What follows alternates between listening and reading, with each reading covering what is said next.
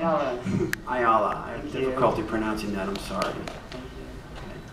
Please. Okay. Please start. All right. My shirt just says "I love New York water." It's something that 10 to 15 people wore in front of the DEC in the middle of June, when we were afraid that the DEC would grant permits to the fracking industry.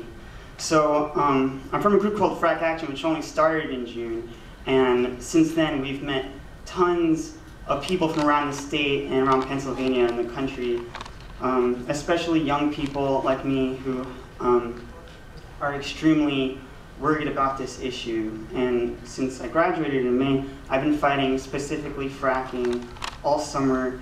I went to Ithaca, New York, where I met people, young people from Baltimore, from Dimmock, Pennsylvania. I met a girl there who pointed to a brown lake and said, "This is what my faucet water looks like."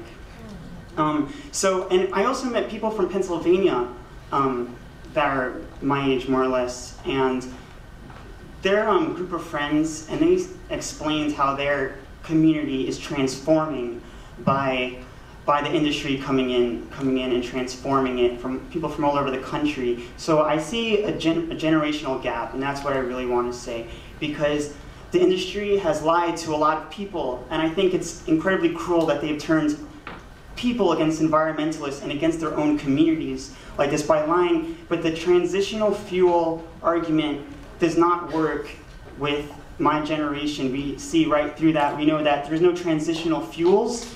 There's only a just transition to a real sustainable society, which we need right away. Right. Right. We can't be playing around with these advertisements, and I'm truly sorry to the people in the rural communities that have been put in this situation. Thank you. In the United for Action flyer, we have a rendering of how these chemicals travel through fault lines and into our water supplies, into our lakes, into our rivers, our streams. As Wes was discussing, this is for real. It doesn't stay in the ground. It comes up. Ron Meisel's from Staten Island. You know, we might think this is about the environment and about our water, but it's also about our society, and that we take for granted that our representatives are going to do the right thing. I don't like to get real dirty in my speech, but that earlier speaker, please don't. He sort of nailed it when he said, you know, our representatives are prostituting themselves. You know, where are our morals? Where are our morals? You know, we had warning in the 70s that oil was going to be a problem. We waste oil. Why aren't we conserving our energy? Why don't we have national recycling programs, national conservation programs, and national programs to save billions and billions of gallons of oil and energy? Just container recycling alone. Our oceans are filling with plastic. We have these mindless catastrophes. Why? For profits for the corporations, for political donations. You know, when will this end? When will this insanity end? I used to be a proud American, and I am also a military veteran, and I am very disappointed in this country because all the patriotic thoughts about how great we were and what freedoms we had and how much good we were going to bring to this planet, they've all been shattered. And I see our country as nothing but a bunch of tyrants and greedy people. Does not make it right. I want to remind everyone here of Herbert Aptheker and historians' definition of the law. The purpose of law is social control and order. What we are seeking in the state of New York at this time is justice. And there is a great deal of difference. It is our duty and your responsibility to ensure that we have justice under the law. We are here to wrest that from you. Contrary to the claims, I am well aware of my responsibilities. Can I please give my testimony? I am the chair, and I'm going to exercise my privilege. I'm going to exercise my privilege as the chair to speak when I want to speak. I'm well aware of what my responsibilities are. No one has been involved in this issue. I am going to clear the room if people will not have order. And so the purpose of this hearing, sergeants, please remove anyone who will not obey by the rules. And so, no one has been more involved in this issue than I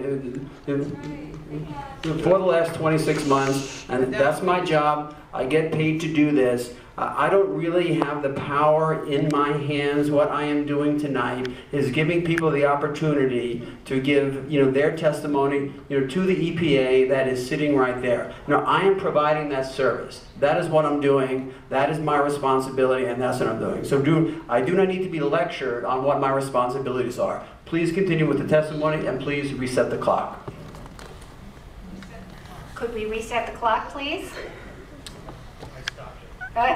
Fine. Okay. Well, so please continue the clock from where it was stopped. And I'll give you some latitude at the end. I would like to point out that you need not be personally defensive. That was a general remark to the entire state legislature, as well as the city council. It was not personally directed at you. It was just precipitated by your remark. You're using your time.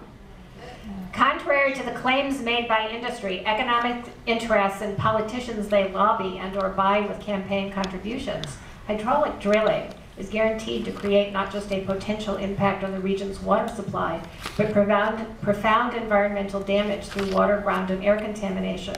And to psychopaths. Reckless disregard for the safety of others.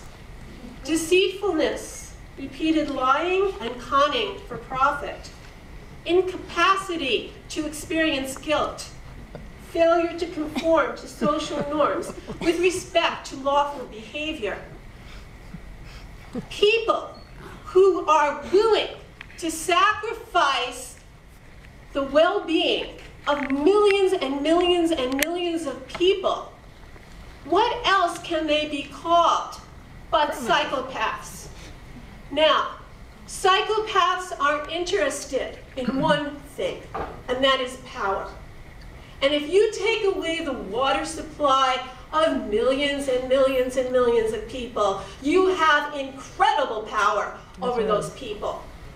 If you look around the world, you will see that the first decade of the 21st century has been marked by popular uprisings against the privatization of water in such countries as Nicaragua, India, South Africa, Ghana, and Bolivia, just to name a few. And how does this happen? This happens because corporations come in, and these are the water corporations. There are 3 of them in this world today that control most of the world's water. And